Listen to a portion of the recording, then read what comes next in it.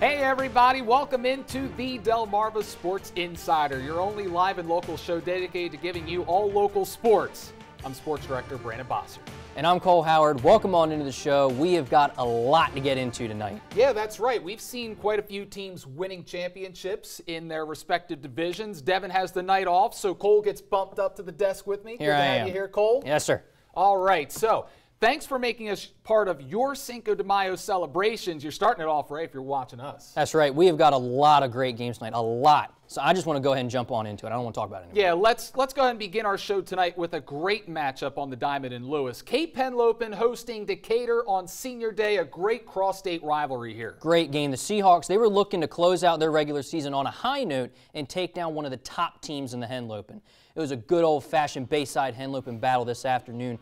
Vikings, they're going to have a runner on second with one out, and Jackson Clampett, he's going to be at the dish, and he's going to rocket this ball to left center field wall. There's no one who's going to get it. It's going to drop. Brady Kosk, he's going to round third, and he comes home with ease. Cape with an early 1-0 lead. Now the Seahawks, they would tie the game in the next inning with a solo shot off of Ryan Swanson's solo bomb, but after that, this game would turn into a shootout between the pitchers. Nick Cox and Matt Wright were throwing heat all game long, and this is what you expect to see when two incredible teams go head-to-head. Yeah, and I heard you say that the Decatur pitcher was throwing them off balance all afternoon. Goose eggs the rest of the way until the 7th inning. Decatur runner on second. A.J. Cobb base hit. Brogan Eastlack coming home. He slides in with the go-ahead run. Decatur takes the lead in the top of the 7th. Great game from start to finish. Decatur takes it 2-1, the final score. We caught up with head coach Rich Farrow and A.J. Cobb after the game. Asked them how it felt to end their regular season on a high note. Cape is a fantastic team. We played them last year. They walked away with a 3-2, 3-1 win. It's always great to play this caliber of team going into the playoffs because that's what you're going to face. And we faced a really good team today, really well coached, and we're just fortunate to get the win today. We had person on second, one out. Waylon couldn't get it done. He trusts me behind me. And, you know, I just have so much faith in this team. Everybody did their job today. We all put hits together and played great defense, kept them to one run, and, you know, came out on top. Yeah, that Decatur pitcher you were telling me, he was going to his inner nasty nester. Yeah, he was just rotating back and forth. Hanging the foot up there on the mound. He was keeping the Cape guys off balance all afternoon. That was good stuff. All right, let's talk more about Henlopen baseball. A pair of top teams in the north battling it out on Tuesday. Battle of Georgetown taking place. That's right, Sussex Tech hosting Central. The Ravens come into this matchup riding a 7-game win streak. Central leading by 2, and we pick things up. And Jackson Steen with 2 on. He smacks it all the way to the wall. 2 runs. They're going to come home right here to give the Knights a 4-run lead. Now, Ravens pitcher Jeremy West, he's going to look to do some damage on this next pitch, and he's going to get the man swinging right here. Yeah, that was a good pitch. Curveball right down the middle, swung on and missed. Central looks like they're finishing the season strong, Cole. Started the season 7-0, lost 4 out of 5, now have won back-to-back against Tech and Smyrna. Smyrna's a pretty decent team as well. Troy Morris, nice catch out in center field here. And we're about to see a home run from Kyle Custis to straightaway center. Central puts away Tech 6-1. Yeah, that's good power there to straightaway center. They defeated Smyrna 7-0 yesterday. There's still time for Central, Tech, Cape to take that North title. No one's taken it yet, as far as I know, but the South is taken. Let's talk about that for a second. Big shout out to Indian River Baseball on clinching the Henlopen South Championship yesterday. Dylan Kreis tossing a gem to lead IR to a 2-0 victory over Laurel.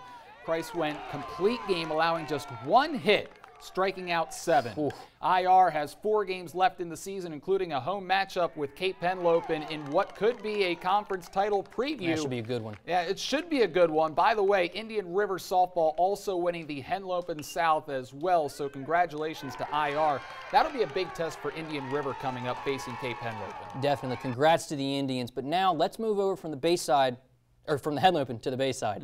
Over in the American corner, Colonel Richardson facing off with North Dorchester. Eagles up 4-0, and Cameron Godneck pops this one up. Chandler Tyndall comes home. CR only down 4-1 now, and that's as good as it would get for Colonel, as they would be only held to 1 run through this whole game.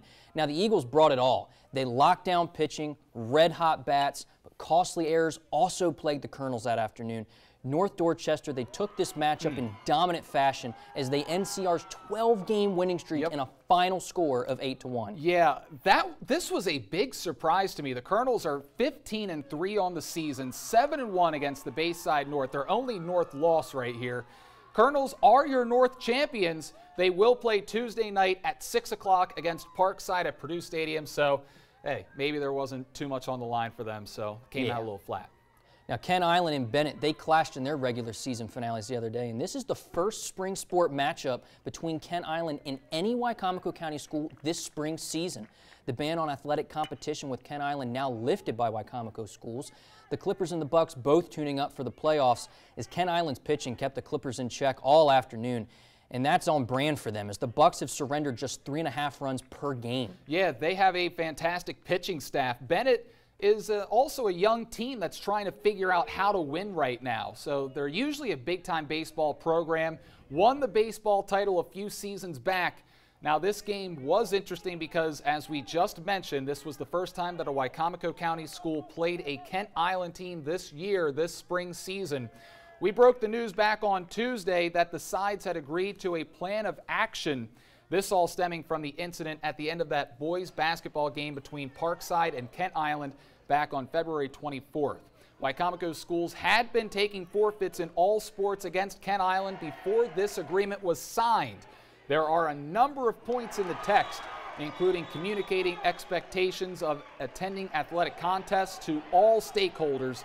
Wicomico school administrators or their designees will accompany teams to ensure spectator conduct is appropriate and will be on site from pregame until student athletes leave the site. It also includes collaboration between the districts if there are future reports of violence or racism, and a joint statement will be considered, one that would indicate that neither district tolerates this type of behavior. There's plenty more in the text. Check it out on our website, 47abc.com.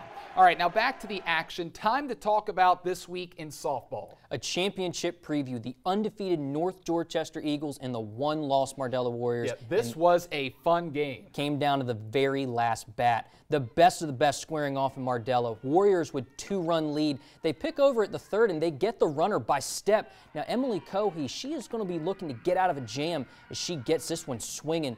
So we're going to go to the top of the 7th. Eagles need some runs.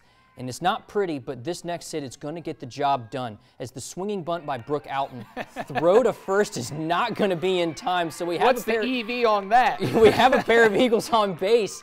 Next batter up is Chayla Creighton. She gets a pitch and to drive and does not miss. Up the alley, and it goes all the way to the fence.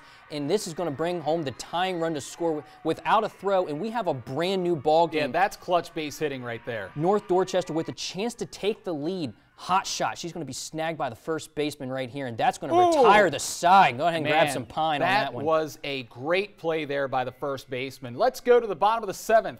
Mardella decides to go to the bunt, and it would power the offense in the final frame. North Dorchester is going to need to work on the bunt defense in 100%. practice ahead of the postseason after this inning.